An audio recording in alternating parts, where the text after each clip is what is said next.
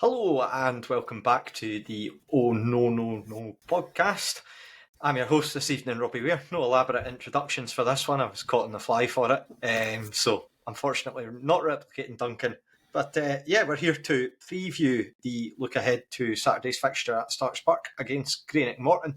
And joining me this evening, I've got Blair Hopcroft. How are you getting on, Blair? Very well, mate. Missed the game on Saturday. Still raging. And of course got Greg Brown as well. How are you doing? Aye, grand, thanks. Much the same as Blair. Missed Saturday and rather more concerningly missed the 3-0 Arbroath game as well. So maybe I am a Jonah after all. Well, we'll see after this one. But are you getting along for the Morton game on Saturday? Because I'll need to know whether I can put my coupon on. Well, I am actually. So we'll see what happens.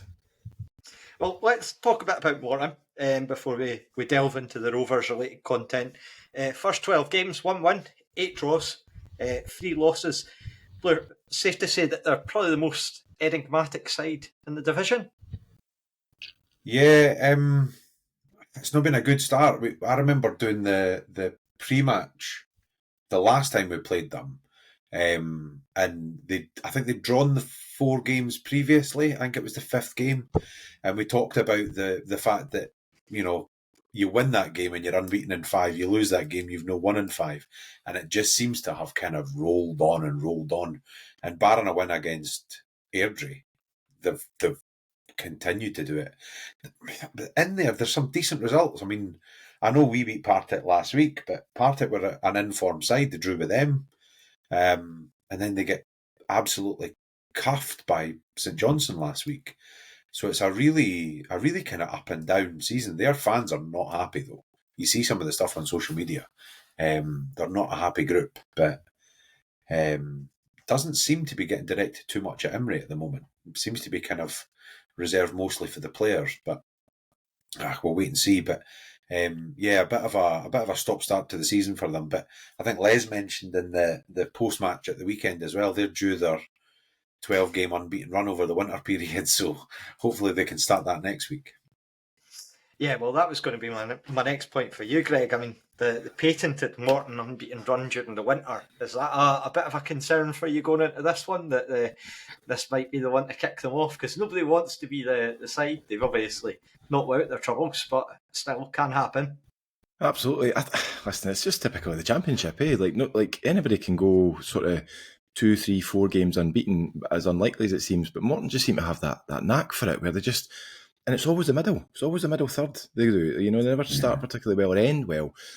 But I think on the whole, this is a different Morton squad for what we've seen in recent seasons, and I think they'll be fine over the course of the season. I don't think they're going to be in any real danger. I think what's more interesting at the minute is, Billy just mentioned a lot of and there was a lot of chat on social media about Imrie out and all that. And if you compare that with us of late, it's funny how the majority of the Morton fans, it's the players it seems to be aimed at directly, whereas on our end, it's more. It seems to have been more at Robson, and the players are getting a bit more protection from that. I think Imrie's just the type of guy that he does get greater than the sum of the parts for the team consistently. Listen, I hope it's no Saturday that they start to get a positive result, but I wouldn't be surprised if come Christmas, come the turn of the year, they're actually looking back at this spell thinking, "Oh, that was a bit of a blip, was it not?" Yeah, they do get cuffed, as you rightfully mentioned, Blair, off St Johnstone last week, but Greg's touched on it just there. But is it one where there's almost sort of parallels between ourselves? We go on that we obviously have a stronger first quarter compared to Morton, but people getting on the manager's back a little bit, people getting on the players' backs, and they really just need that break. Do you think that's kind of a similar situation as to where we were going into the Partick game last week, maybe? Well, I suppose there's always similarities when you've got two teams where the crowd are kind of on the down, effectively. They're either against the manager or against the players, or maybe not against, but kind of calling it out. So there's definitely kind of similarities there, but I don't know if... I mean, I listened to the post-match at the weekend, and the questions were around kind of Like, is one game enough to show that things have changed for us? And I don't know if one game can be enough for them. They've been so stop-start. If they win a game, it's only their second win of the season. I mean, by the same token, if they lose, they're not losing a huge amount either. They're drawing a lot of games, as you said. What's that? 8 out of 12 that they've drawn. So I don't really know. I don't really know what to kind of make of this weekend in terms of, that thing of like what would be good enough. We talked about it in the kind of post match after the Dunfermline game and stuff when we ripped it to shreds. But it's like, in the next game, what would be good enough? I don't really know for either of these teams what would be good enough. I mean, for us, a win obviously is the key thing that's needed. But I think there was a lot of chat about the performance being more important or equally as important as the result. I'm not really sure that's the case for Morton. I think they are very much needing the result. Like, I think if they win a scrappy game, I think they'd be actually quite happy at this point because they're no converting those kind of scrappy games into wins. Whereas we've managed to do that a few times. We've lost a few, we've won a few, but I think we're at a different place where it's more about how we play rather than what the result seems to be.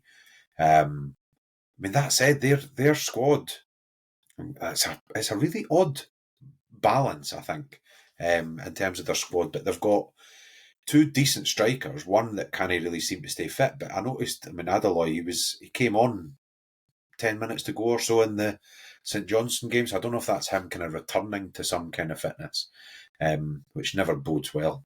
Let's be honest, he likes a goal. So yeah, I'm not really. It's a like I said before, it's a really strange one for a pre-match when you're looking at two teams that are kind of quite far apart in the league in terms of points-wise. I mean, there's 6 points between us, but the narratives are relatively similar in terms of the discourse with the support. Yeah, I suppose it probably comes down to the expectations of the fans. Yeah, maybe where they're at. I do feel like with Rovers, probably becomes a bit more of a difficult game after watching St Johnstone go down to Capello, because firstly you get Morton trying to respond to that game, and sort of the players will feel, well, we've got to show a lot better than that. And then also as well, Rovers fans potentially might look at that and say, well, we should be giving them a doing, which never bodes well, much in the same way that Partick Thistle came to us last week. Now, I don't think any Partick Thistle fans were being exuberantly confident, but what I would say is that they were probably looking at that game thinking, we can keep this unbeaten run going, go to Starks and get at least a draw, if not a win, whereas it just didn't pan out that way on the day. So for me, that makes it a fixture that's quite intriguing, to say the least. Since we did last meet, Greg, Morton have brought in the, shall we say, much maligned Cammy McPherson, if not for his social media use, but we'll steer away for that. But more onto the actual performances. I don't know if you've had a chance to listen to the Terraces lower league podcast with Craig Telfer and Fraser Clark.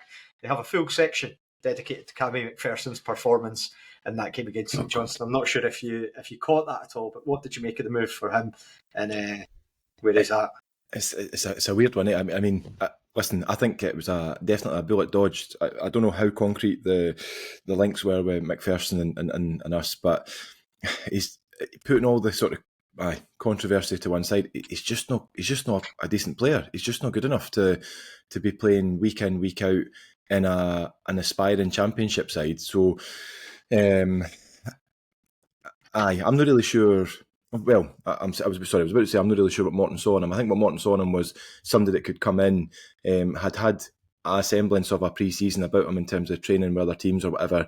St Johnstone fans were delighted to see the back of him. You know, plenty of Rovers fans vocal about the fact that they were glad he didn't sign. And I do think that the majority of that's based on football and ability alone. Yeah. Then now you're seeing Morton fans, we were none too pleased when he did sign, but actually more recently they're now starting to see what are we getting here? I mean, this is a guy that's taking up a wage, this is a guy that's taking up a spot in the team. But I think it goes back to what Blair was saying. It's a real it's quite an eclectic mix, this Morton side, and I think that he probably just about gets in there in and about a starting lineup because they've got some better players, but there's some absolute muck in there, and I think he's very much of the latter. Yeah, he strikes me as being the polar opposite of what you get from Cammy Blues. Because Cammy Blues seems to be an all-action midfielder, but probably similar mould to Scott Brown is for us, in the sense that if you see him at one box or the other, you're not really surprised by his contribution. And Cammy Blues has scored a lot of goals over the last year. Don't know if you caught the Morton against St Johnstone highlights, but there's one of the goals which, in particular, Blues is just basically dallying on the ball, and there's 3 St Johnstone players around him, and it just gets released and then straight up the other end of the pitch, and I think it's Jamie Gullen that fires it home. But just to have that sort of passiveness in midfield it's always going to be a tough one. If anything, it probably reminds you, actually, not to the same degree of sort of lackadaisicalness, if I'm making up a word, the Sean Byrne, what happened with St Johnstone with us, actually, where the ball just gets played through. But Sidibe had probably had more time to think on it. Gullen probably had a lot more work to do in the sense of where he was at. I think Byrne's 20 yards further up the pitch as well, which, I mean, at the time when Byrne loses the ball, you're kind of going, if a midfielder can't lose the ball 10, 15 yards into the opposition's half at any point without it being a goal threat, then you're in trouble. Do you know what I mean? Like, there was a lot to be done at that point. Yeah, I am missing the point where Fordyce and Hamlin both go for the same ball as well. So I get totally. It's from me to sort of mention that. But yeah, Blair, just to come back to you, the last time that we played Morton, they were rather aggrieved by the referee. Are you delighted to hear it's Colin Stephen in charge for this one? I was going to say, like, what's the chances of it being a 90th minute absolute stonewall penalty that's not a penalty that wins us the game? But I mean, we went over that game and that decision and all the rest of it. I still think that the right decision was made in the end, probably for the wrong reasons. But I still think ultimately it was the right decision. There's a lot of, I mean, the idea that Morton fans genuinely think that anybody cares about them enough to have a conspiracy against them is bizarre. But yeah, it's Colin Stephen, I could do without, to be honest with you. He's just a horrible wee man, isn't he? Let's be perfectly honest. He's the one that runs about the trainers as well, isn't he? The big clumpy trainers when he's refereeing. Looks the type. Just nah. Yeah, just nah. No for me. Get him in the bin. I don't think he's for anyone, Blair. No, he's really not. Yeah, just certainly in terms of officiating performances. But mind you, was he no the referee when we won at Hampden? The he who shall not be named Panenka penalty. I seem to remember that being him. Maybe. Because I'm sure it's Colin Stephen that does the thing where when he gives a penalty, he runs in a big circle around the incident and then points at the spot to like build up the drama sort of thing. So if we see him starting to do circling like a vulture, we know what's going on then, Blair. I'll keep a look. Actually, I'm sure that was him. Aye, it's just all I remember him for is the horrendous run against Cali, where they were just getting decision after decision, and that was really like. You always remember the bad ones. What was one thing that came out of the back of last week's game? Duncan was the person that mentioned it on his Twitter and basically saying that Neil Lennon losing the run on himself up in Dingwall over the referees. But like the last few games, we've really not had a lot to talk about in terms of refereeing performances, which is actually nice. It's good to give to sort of say, well, they've done their job and they just got on with things and there wasn't anything to sort of stand out and sort of complain about, which is great. Just in general though, Greg, just to come back to you, just Morton in general, maybe needing to look a bit more streetwise possible. I know that we'd sort of complained about big physical Morton in the earlier days of the podcast. Do you think that that's something that maybe Dougie Imrie's regretting moving away from now? Absolutely. Do you ken something? I think, I don't know why Morton fans don't almost wear it as a badge of honour. Like that's the sort of team that they are. There's more than one way to skin a cat. You know what I mean? Like so, like it's maybe not always easy on the eye, but it's the idea that you can be streetwise, and if opposition fans are calling you hammer throwers and whatever, what difference does it make? Like, if you're getting results and you're getting an effective brand of football, it's very different, I think, if you're just going down the route of lumping up the park out of desperation or out of lack of a better idea. But if it's running like as it was under Imrie for large spells, a well-oiled machine, why would you deviate from that? And listen, I get it. It's principled. It's admirable that Imrie's trying to kind of step away from that.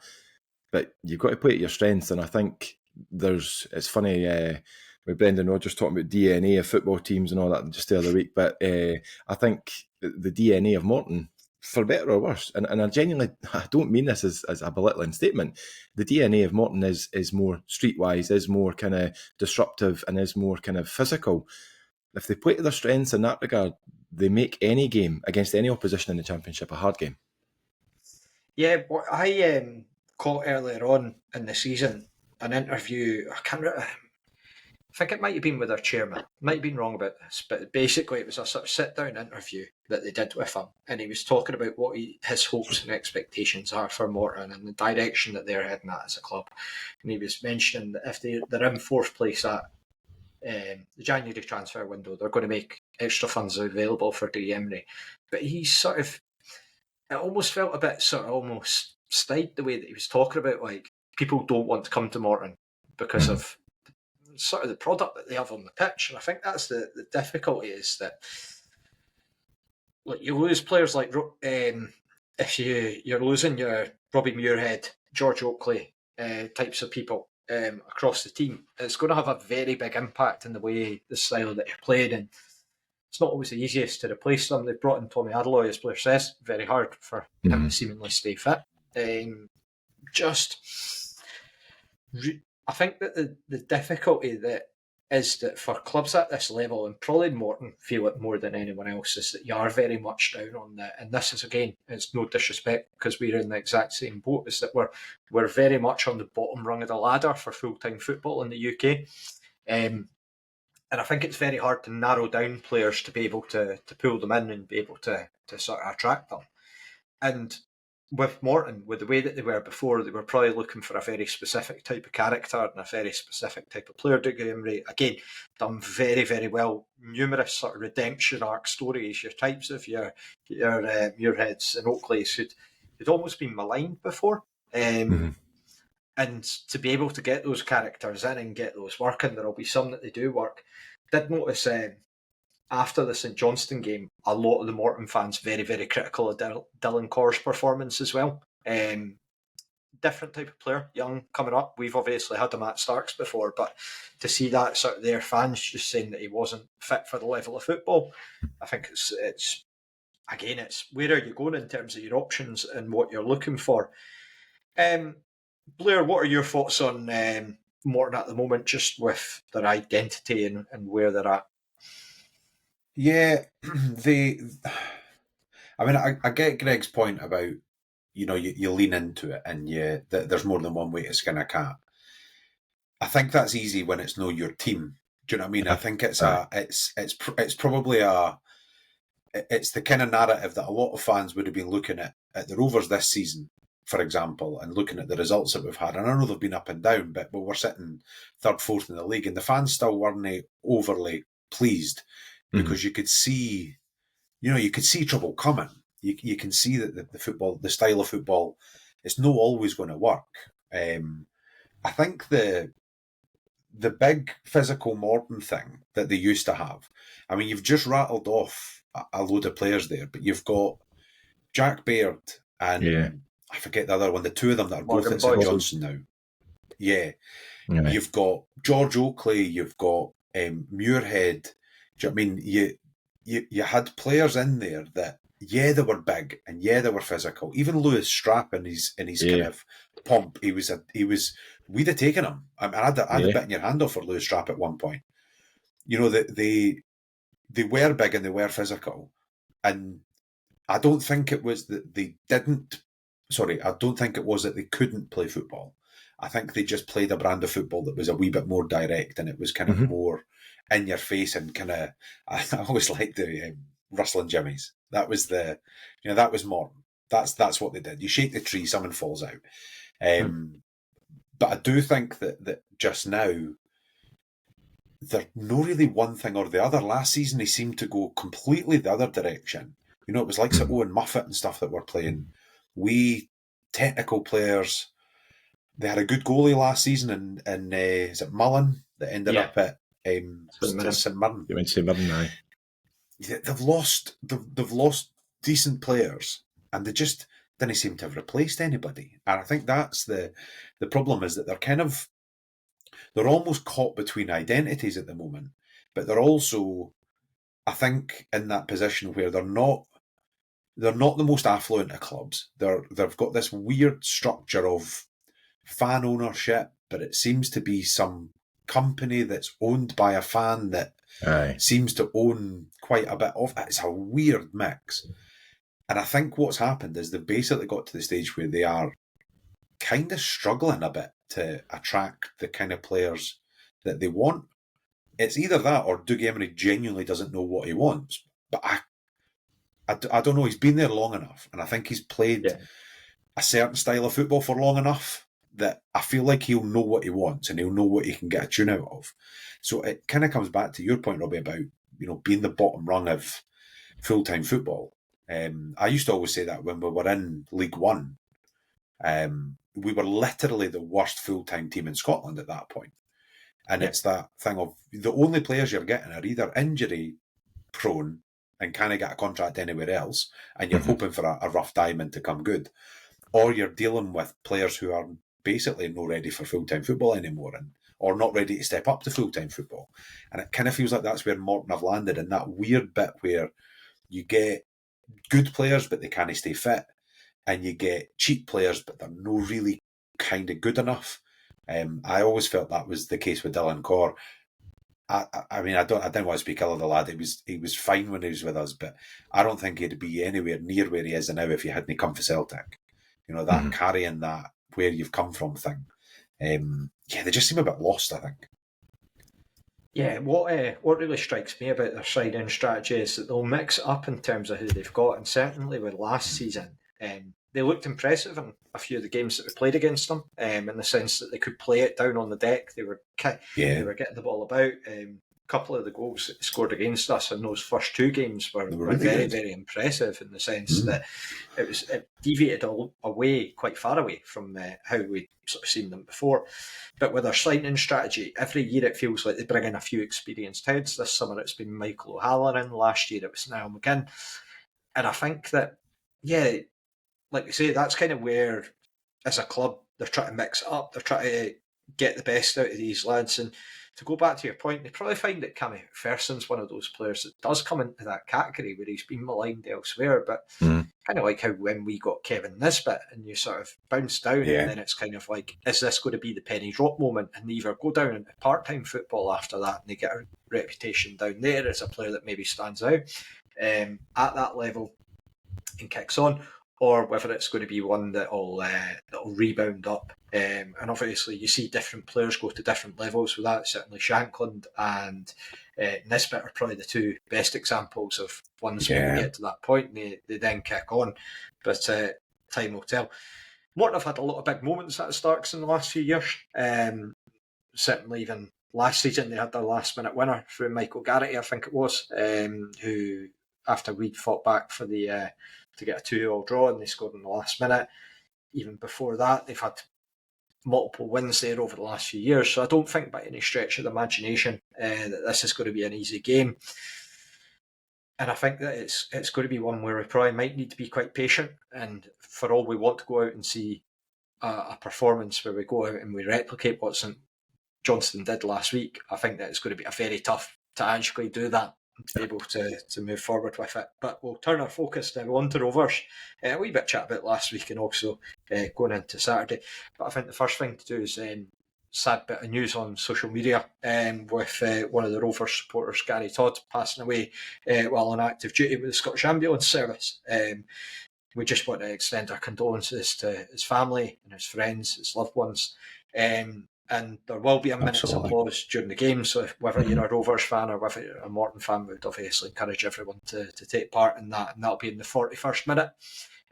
So yeah, we would obviously want to raise maximum awareness for that, and again, just extend our condolences to his friends and family.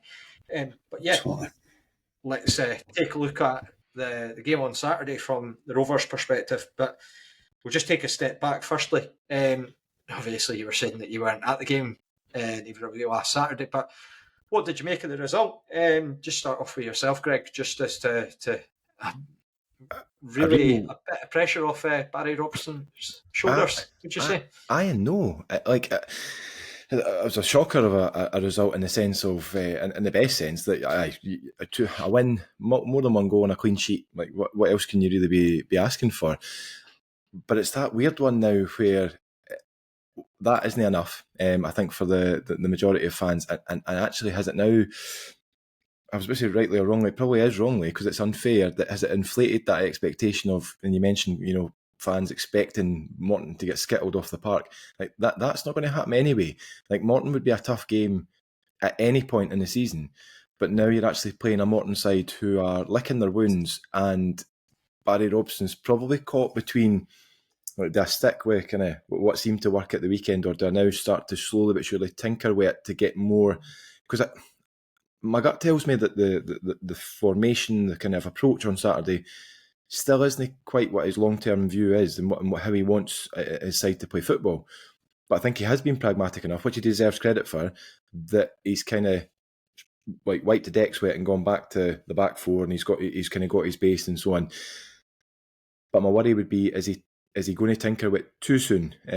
I'd be more than comfortable with him sticking with the same lineup, sticking with the same approach, because you've got to then see, was that just an off day for Partick, and was that a kind of a flash in the pan essentially, or are there green shoots now for getting players in natural positions and being more comfortable? And I think you're right, we need to be patient. I think we're daft if we go into this thinking it's going to be a breeze. I think it could be very similar to the weekend, where if we go in at half-time 0-0, to me that's absolutely fine, if what we're seeing on the park is actually as controlled or as positive a performance as we've seen in the first 45 last week. And Blair, just to turn the same question to yourself, what were your sort of main takeaways from last weekend, just on a sort of face level? Yeah, I'd agree completely with what Greg said. I think it was a result I never saw coming. I genuinely didn't. I'm pleased that the changes that were made. I don't want to. So I'm going to. The next thing I say is going to sound like I'm being really negative on Robson, and I genuinely don't mean it at that. But the one time that he's absolutely changed away from the back three to the back four was when we were 2-0 down at Partick. So there was kind of almost a blueprint for how we could play against Partick. And I've been harping on for weeks about, folk keep saying he doesn't change. He does. He keeps changing. And actually, there's a little bit of me that's worried that he would have changed it to the back four for that game anyway, and that it's not a reaction to how poor we've been. It was his continuation of, horses for courses and playing against the opposition you're playing against, which is not a bad thing. I think we'll learn more this Saturday than what we did from Saturday there. We needed the reaction, and we got the reaction, and it was good. It'll be really interesting to see what he does this weekend. For me, the big sea change was not having Brown and Matthews doing the same job. Again, I think it's really important to be clear about that. It's not that those two can't play on the pitch together, or that one of them absolutely has to drop out, or they're not good enough to be in the championship. I don't think any of those things are true. I just think that the systems we play, if you play a holding two, they're not it. They're too similar. They kind of overlap too much. They have to be doing different jobs for me.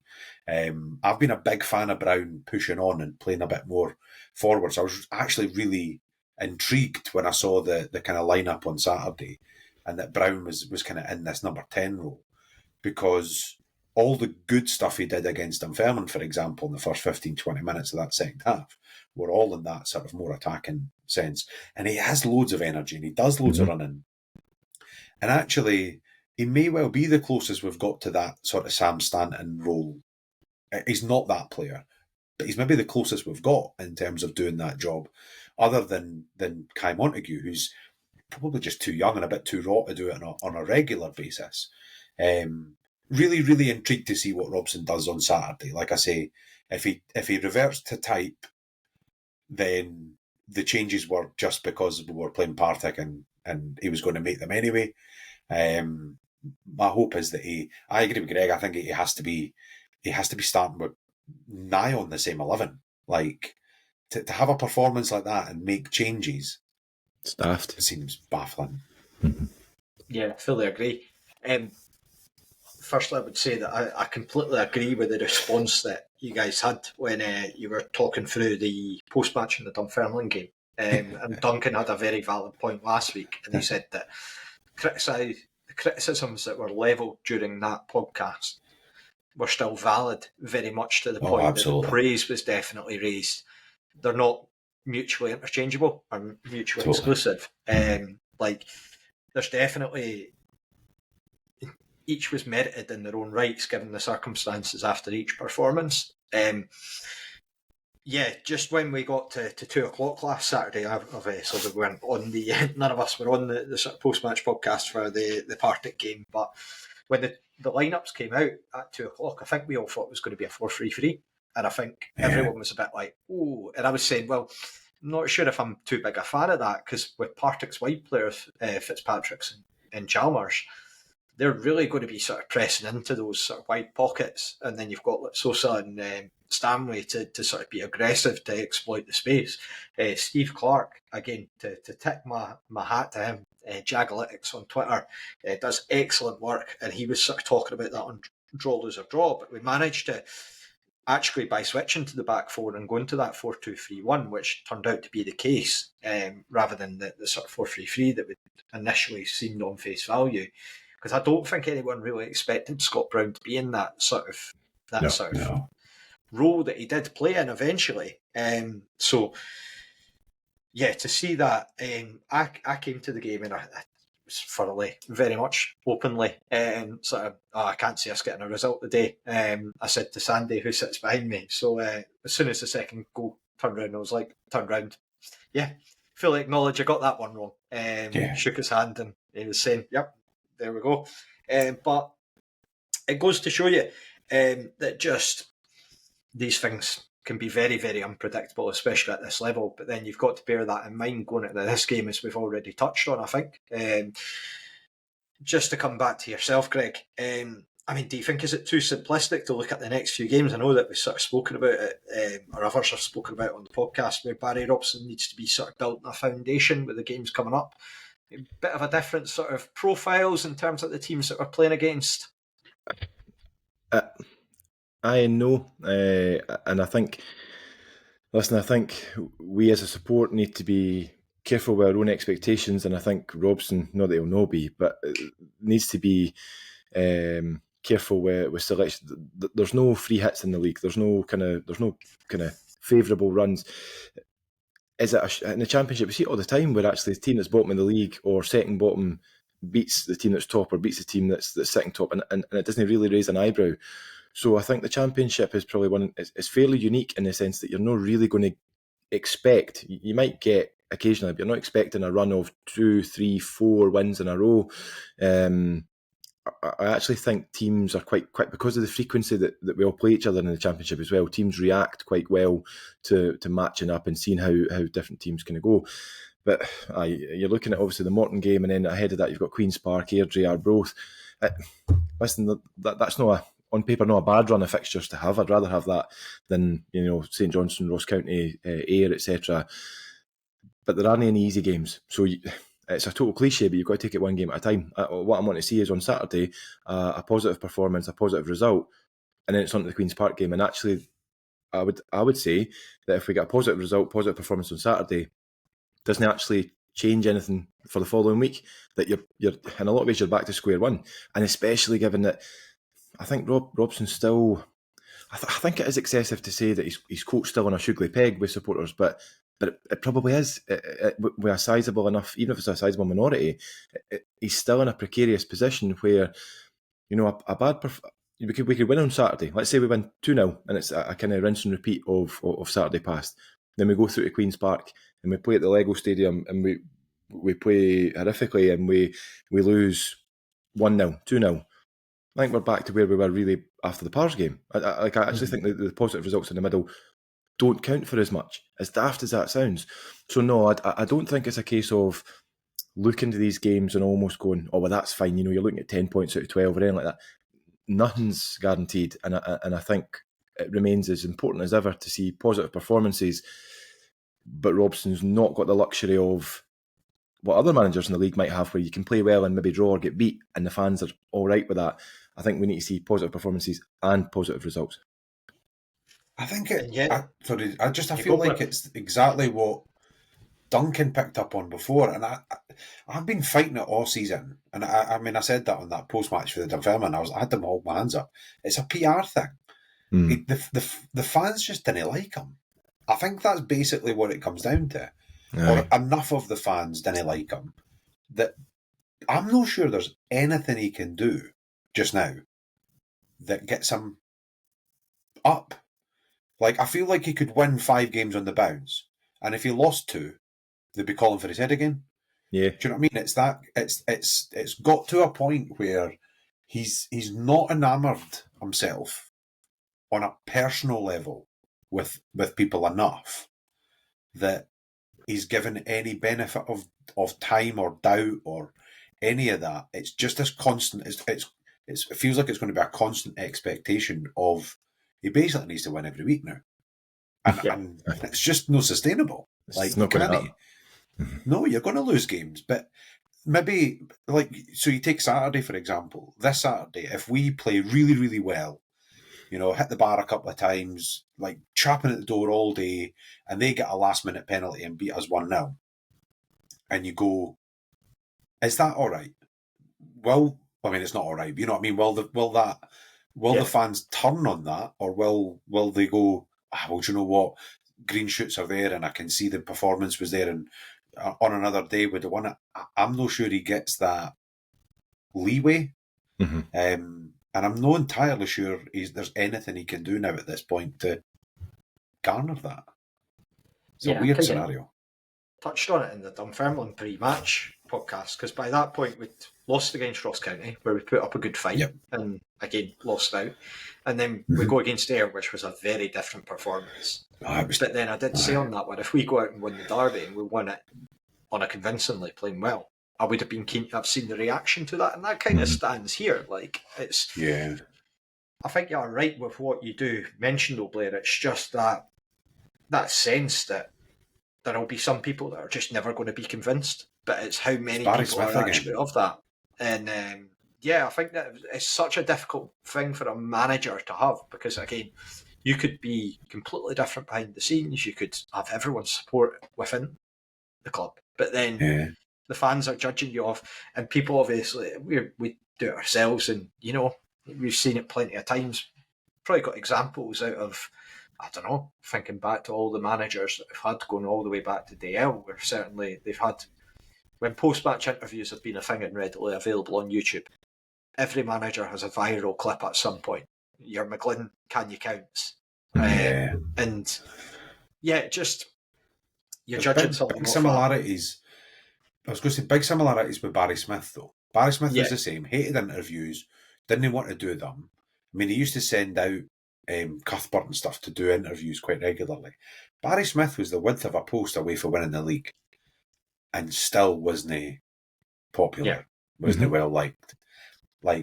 And it's really made me think about kind of that PR thing and how important it is, not for the team and not to be winning, but actually to just give the manager enough breathing space that when you hit the rocky patch, it's always going to happen.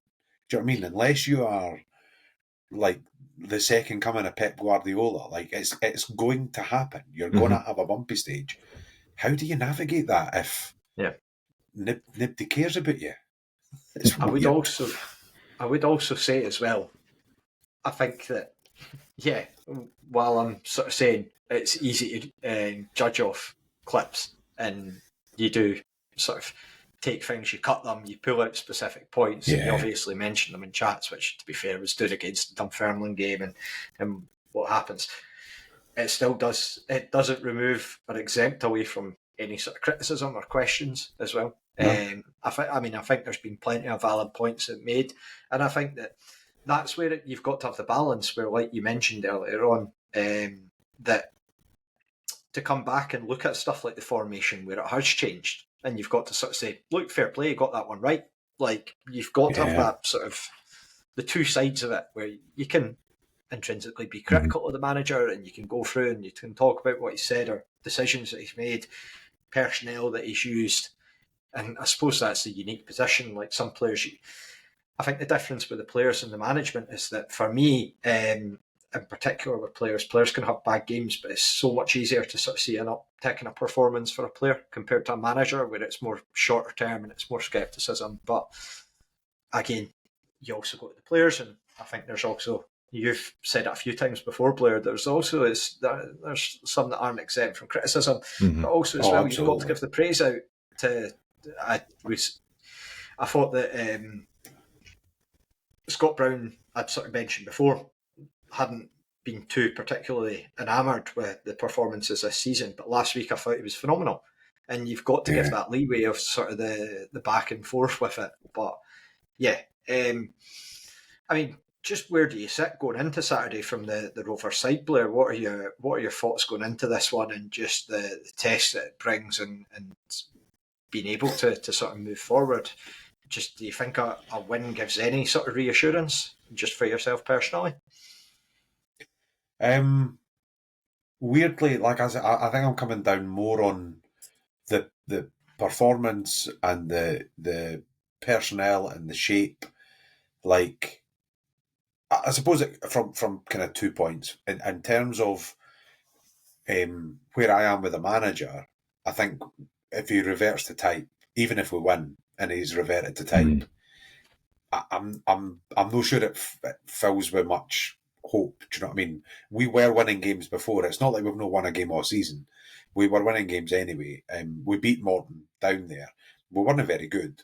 They weren't very good. It wasn't a very good game.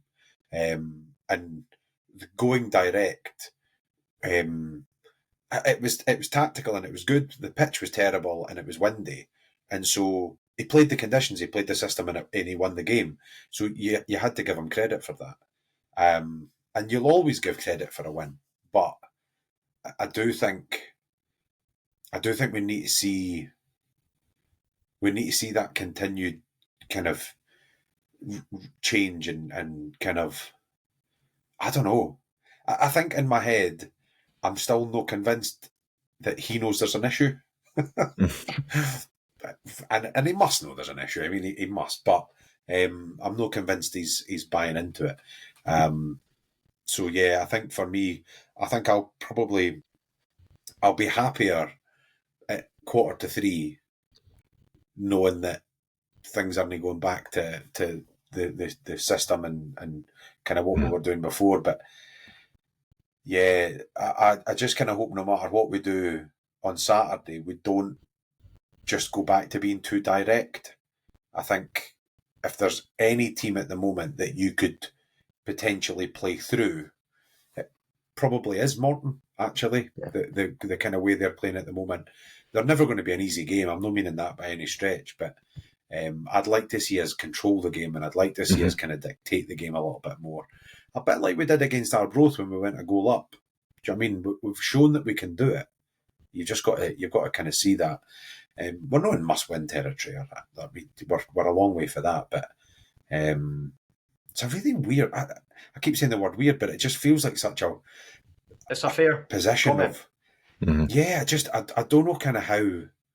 I just don't see how we come out of this. I think that's where I'm at now. Like I say, we could win the next 5 in the bounce, and then if we get beat 3-0, do we just add again? It's funny you're saying about it's not a must-win game though, Blair. And I agree with you in the sense of in the immediacy, but it feels a lot like it's a must-win in terms of, and I don't mean for Robson.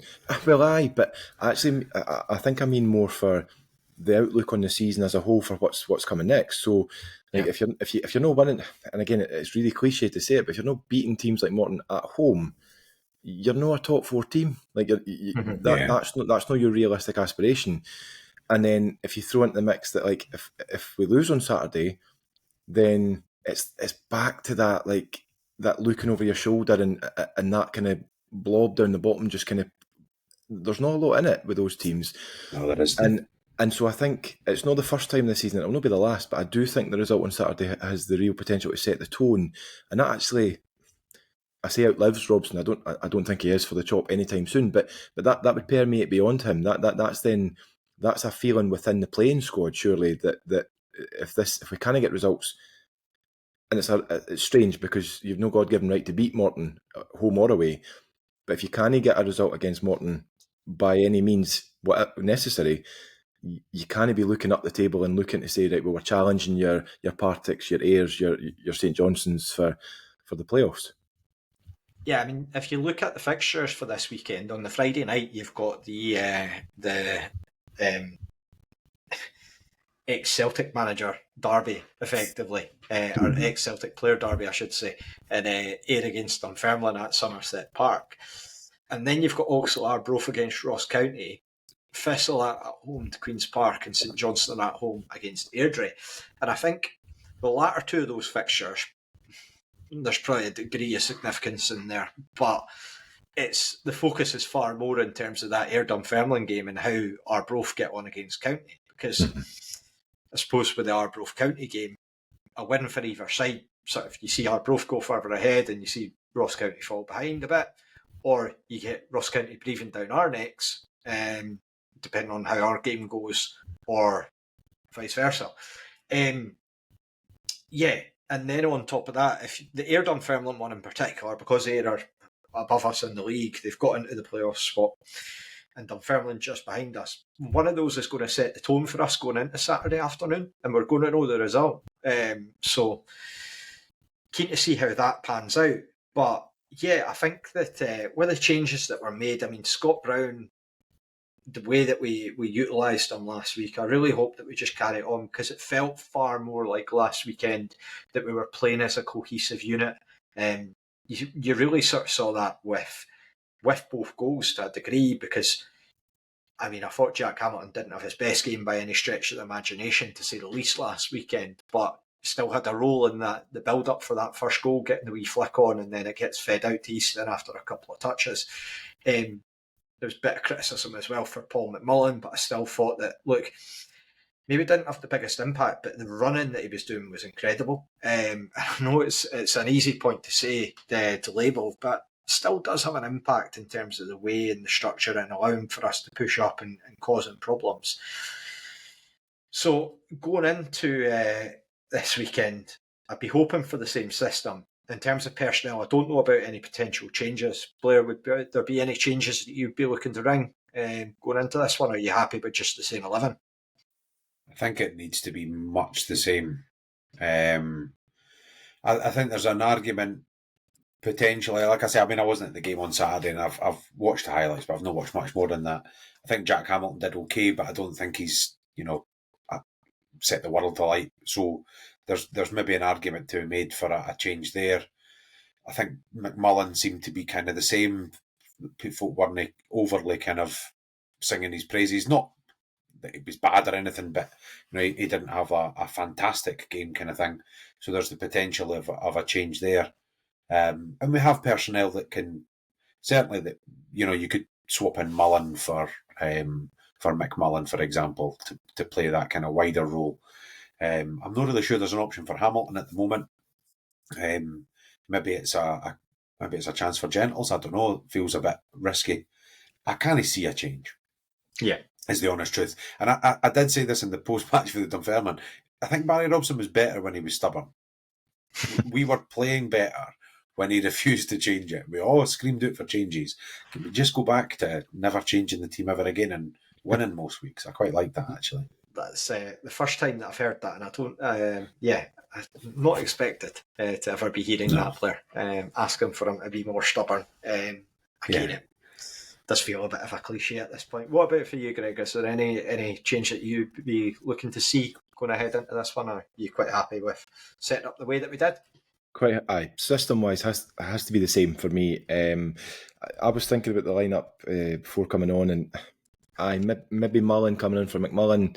It's really the only change. I don't know. Easton obviously was in a bit of discomfort last week, so and as you would expect, the club have been tight-lipped with that through the week. We can only hope that he's not only fit to start, but is fully fit, because I think he's absolutely the player that can make a difference in a game like that. And I think you've got to. And I'm loath to malign him too much, but you've got to stick with Hamilton for the time being. I said a few weeks ago that you kind of need to give him a run of a good number of games, playing the bulk of each game. Then you're going to see what Hamilton's offering you and whether that's enough or not. My gut feeling is that we're not going to at any point get the Hamilton that was at our growth or whatever over the two spells, but.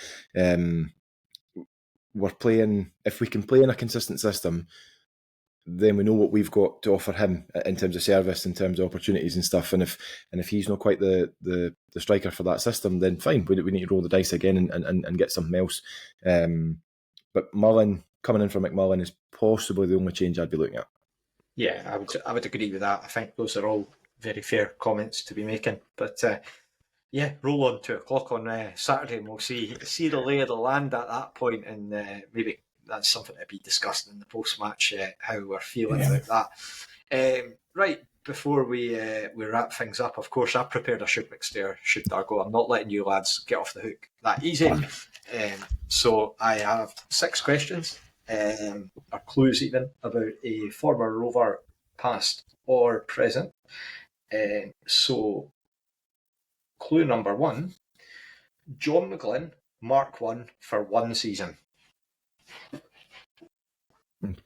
Straight in with the era.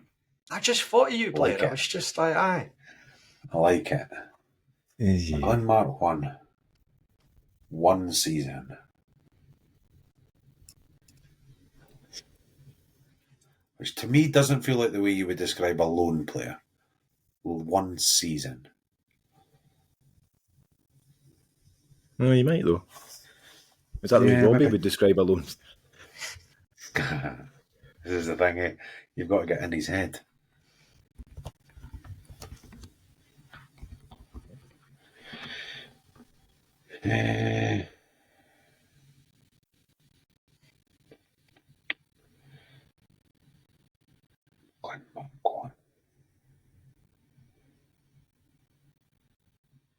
So when did McGlynn leave? 2010? No, it was 2012. 2012. 2012 was it? Yeah. 2012. Yeah, we won the league in 2008, 2009. Ran them close. 09-10. 09-10, I think, was they running them close. I'm sure it was 10-11. Because 09 was the year we won the league. 09-10 was the season. That was my first year at uni, 2000. So that was 2009 that I went to uni, and that was the Scottish Cup run season. So we won the league, Scottish Cup run season, and then we had the season we ran them close. There was a season in between. So this is somebody that played, was signed under McGlynn first time and only played the 1 season. Yes. Right. One season. It's no John Baird then. No. I had Willie Dyer in my head, but I think he was 2. 1 season. It's hard because, trying to recall a player who came and went. You cling to the ones that stuck about for a while.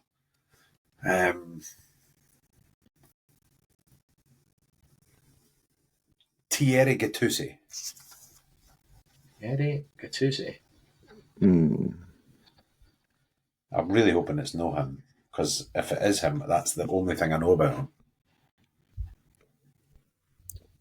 I can't think of anybody at the minute. I'm going to need to wait for a second clue on that one. Clue number 2, I'm a defender. Oh, it's Thierry Gattuso. Who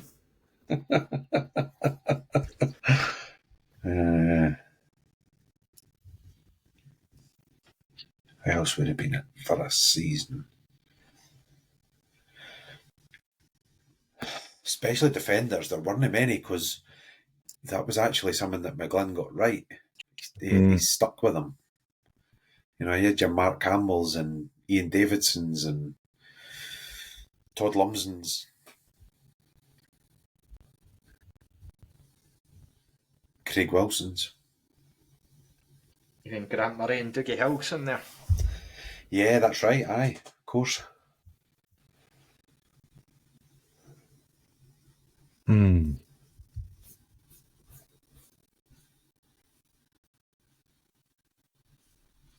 One season and a defender.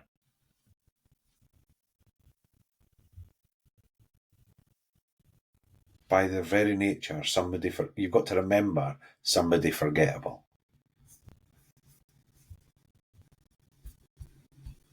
Oh, I'm doing a good job at forgetting. When did he come in? 2007 was his first year, wasn't it? That was the year we made the playoffs. Lost to Stirling Albion. Stirling Albion, yeah.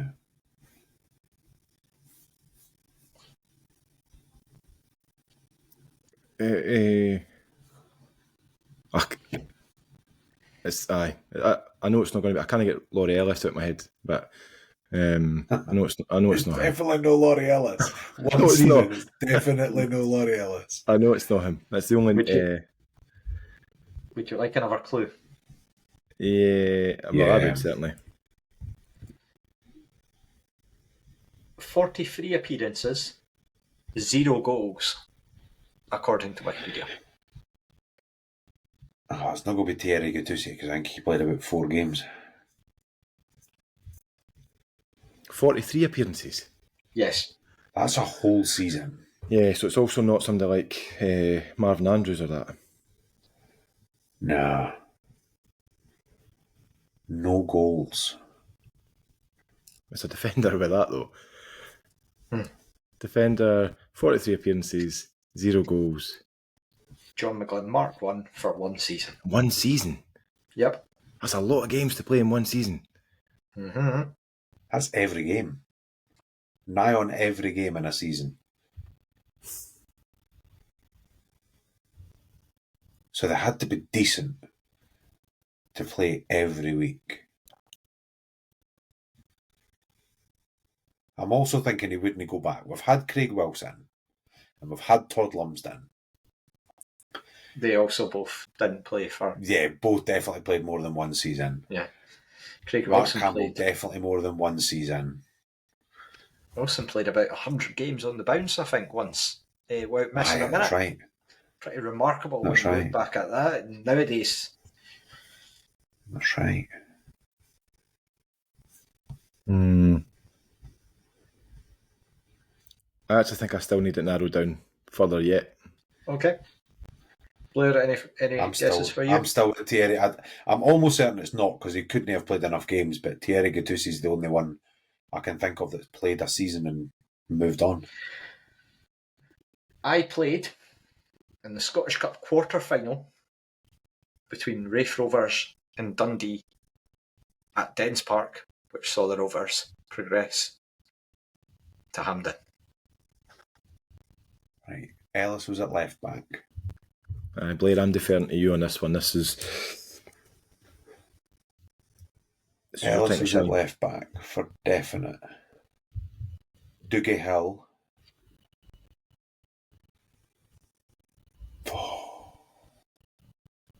No. So this was after the Aberdeen game. Mark Campbell wasn't playing because he got applauded onto the pitch. So who played at centre half? Must have been Laurie Ellis at centre half then. It can't be Thierry Gattuso, surely. So McGlynn went to. It depends on when he signed, right enough. Aye, McGlynn Mark 1, but when did he sign in that time? It's that time. It's Definitely the a Thierry McGlynn Mark 1 Gattuso signing. time. Because he played against Dundee United as well. Of course, I'm forgetting. Of course, I'm forgetting it's one season, so it has to be in that season. Yeah.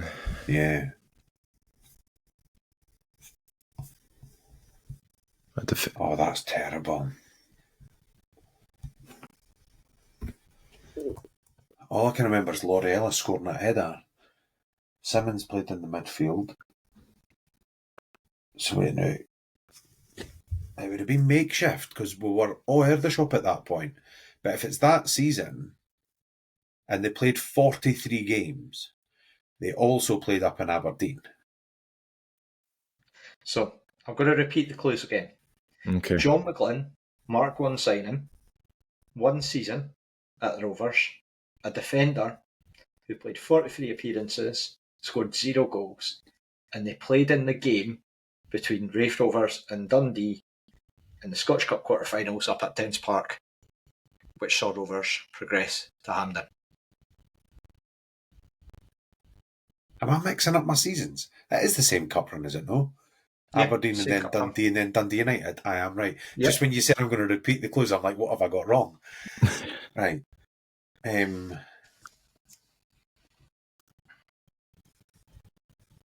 So who did Gattuso come in for? He came in because somebody got injured right before the semi-final against Dundee United. So it's the right back. Shit, who's the right back? What?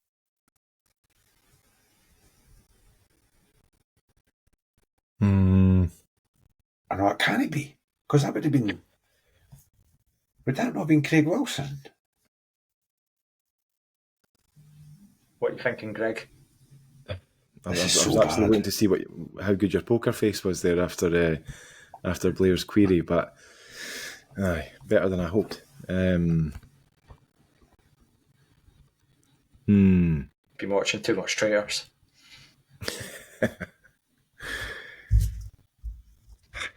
I don't. I'm not overly familiar with that era anyway, but I've not got a huge number of names that are going through beyond what's been mentioned. I should know this. Clue 5? This is awful.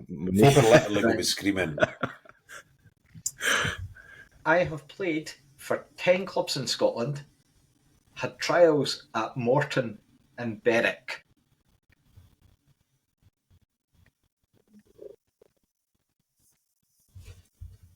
Trials at Morton and Berwick.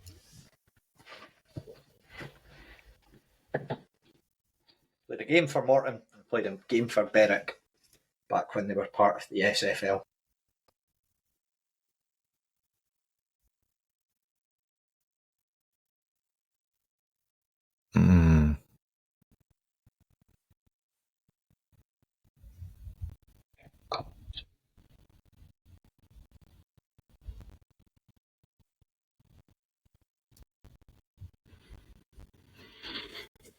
This is so bad. Can't be any worse than me last week. Honestly, I can't get... Because that squad, right, so I'm basically at the stage where I'm thinking, right, we had Craig Wilson in the squad, we had Laurie Ellis, we had Dougie Hill, we had Mark Campbell, Grant Murray,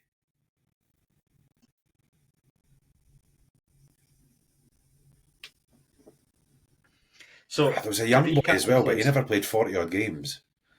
I'm a John McGlynn Mark 1 signing who played 1 season for the Rovers, a defender whose 43 appearances with 0 goals.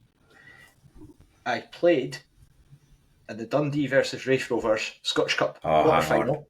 He played for Dundee.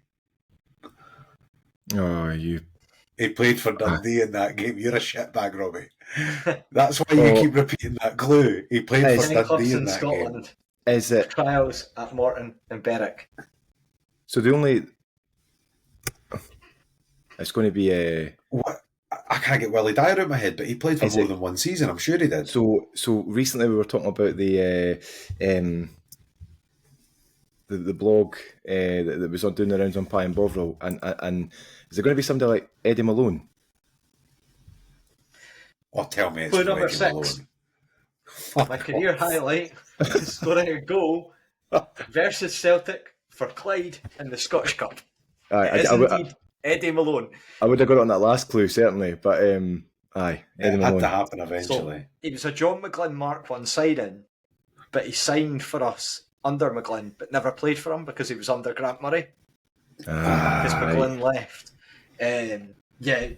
43 appearances, 0 goals, 10 clubs in Scotland, St Johnstone, Clyde, Dundee, Ayr, on ourselves, and then went down to Elgin's, or went up to Elgin, I think Spartans, among others.